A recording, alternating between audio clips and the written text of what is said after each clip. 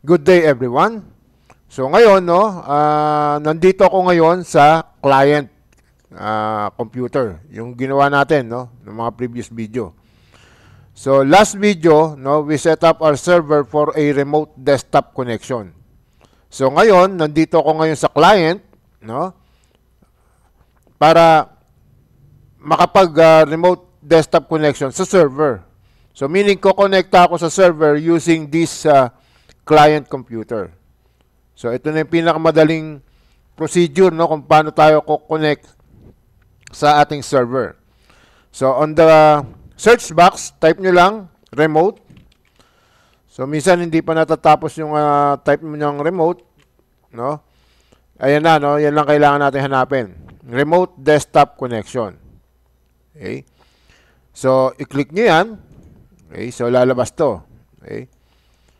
Okay, so in this case, no, dahil nagamit ko na siya kanina for testing, so kung nababansin nyo, ang nakalagay na computer dyan is yung server. Kasi, yun yung kukonektahan natin. Doon ako mag-connect. Okay? So, we will try to connect, no, using server. No? But server, sir, so yan yung device name ng ating computer na gustong konektahan. So, pwede ding IP address. Okay? Pero para mas mabilis, no, tinype ko lang server, yung name no, ng ating computer. Then, click connect. So, pag connect nyo, hingi siya ng password. Kaninong password? Kay Juan de la Cruz. Okay? So, tulad na sinabi ko, no, dapat ang password nyo ay strong at meron kayong listahan ng mga password. Okay? So, now our client is trying to connect, no, sa ating server. So, antayin lang natin. Okay? So maya-maya, no, we will see kung makakapag-connect nga tayo o hindi. Okay?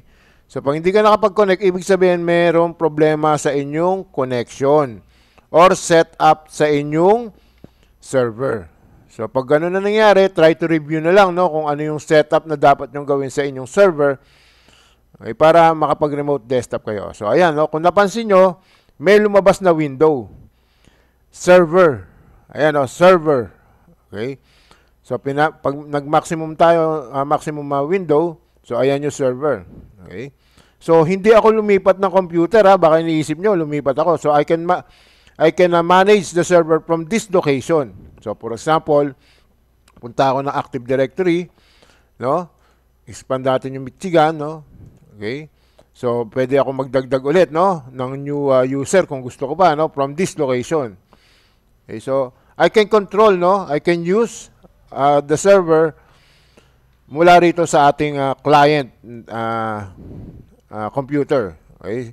So, ulitin ko, hindi ko kayo dinaya. Ito yung client natin, Ito yung window ng server. Okay? So, that's how you that's how you use, no, remote desktop connection. Okay? So, that's all. Stay safe and God bless.